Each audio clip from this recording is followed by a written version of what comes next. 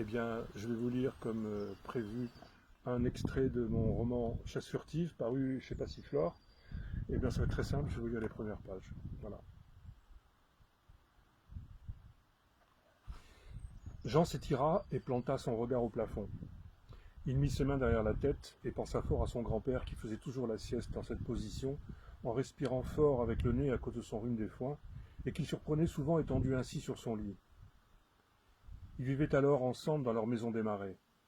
C'était le moment où Jean lui apportait une tasse de café afin de hâter leur départ pour la chasse dans les barques de la Dour, ces grandes prairies marécageuses qui définissaient son bonheur.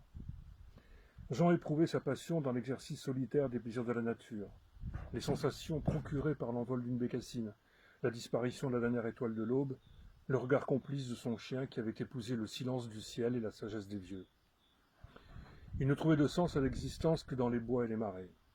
Les seules choses qui lui faisaient impression étaient encore le passage des palombes en octobre, une passée au canard au bord d'un étang, l'approche d'un chevreuil au plus profond d'un bois, l'envol d'une bécasse, et des souvenirs des chasses africaines de son grand-père.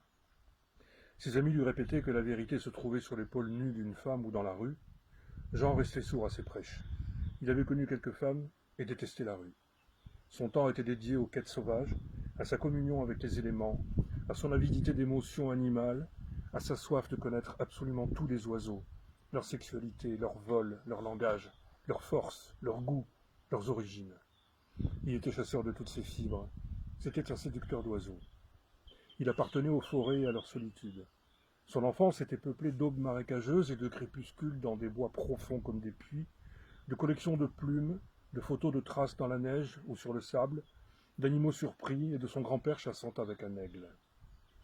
Il vivait heureux, même ces jours où flotte la voix transparente de notre nous-mêmes, entre le presque rien et l'indicible, comme ce sein nu entre deux chemises dont parle Paul Valéry, ou un lac inconnu où vont boire les lynx. C'était une belle journée d'hiver. Ciel bleu intense, air glacé. Une langue de pelouse à l'ombre d'un mur était encore blanche. Il imagina une volée de sarcelles rasant le l'œil, cet affluent de la Dour qui ouvre en deux la Barthe de l'Érica, son jardin des délices. L'envie de quitter Bordeaux pour aller chasser montait. Il se changea. Il lui fallait mettre des vêtements verts, endosser sa veste de chasse, sa seconde peau, une vieille toile décolorée par le temps et la pluie, imprégnée de parfums de sous-bois et de sauvagine. Jean ne la lavait jamais.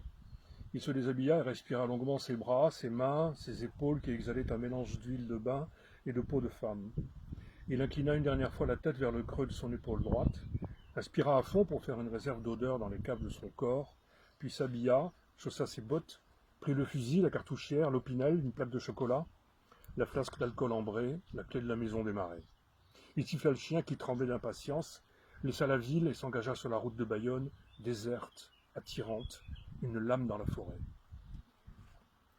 La traversée monotone des Landes de Gascogne était ponctuée de repères. La sortie en direction d'Arcachon, les immenses champs de maïs avant la bouée où Jean s'attendait toujours à apercevoir un chevreuil, un buisson où se cachaient les gendarmes, une voie ferrée désaffectée qui traverse la route, le clocher de Saint-Jour-de-Marenne, dernière étape avant les Barthes, le village de Saubus, situé au bord de la Dour, était anormalement animé. Les pêcheurs de Pibal préparaient leurs barques plates et leurs filets ronds pour la nuit. Quelques prises avaient déjà été signalées du côté d'Andaille, la saison commençait. Jean arriva juste pour la passer du soir, attendit la fin d'une chanson avant de couper le moteur. Le silence le submergea comme une avalanche. Il resta quelques instants assis dans la voiture que le chien faisait trembler par ses trépignements. De légers tintements métalliques sous le capot l'étonnaient. Les feuilles des chênes ne bougeaient pas.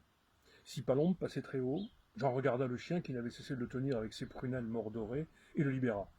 Le chien sauta et pissa longuement contre une roue de la voiture en levant le nez pour saisir une émanation. L'air fraîchissait déjà. Jean chargea son fusil, pénétra en silence dans le marais. Un héron cendré s'envola tout près de lui. Aucun chasseur n'avait dû traverser l'endroit depuis quelque temps. Le chien commença à quétainer à terre. Jean allongea le pas pour le suivre. Coup de haut que raide, il coulait comme une panthère. Deux coups de feu claquèrent au-delà du fleuve, dans la Barthe voisine. Un vol de vanneaux s'éleva et vint tournoyer au-dessus de Jean. On entendait le bruit de vent de leurs ailes. Quelques oiseaux faisaient des piquets vertigineux, emportant toute la volée à leur suite comme un tourbillon de feuilles mortes, rasaient le sol puis reprenaient de la hauteur.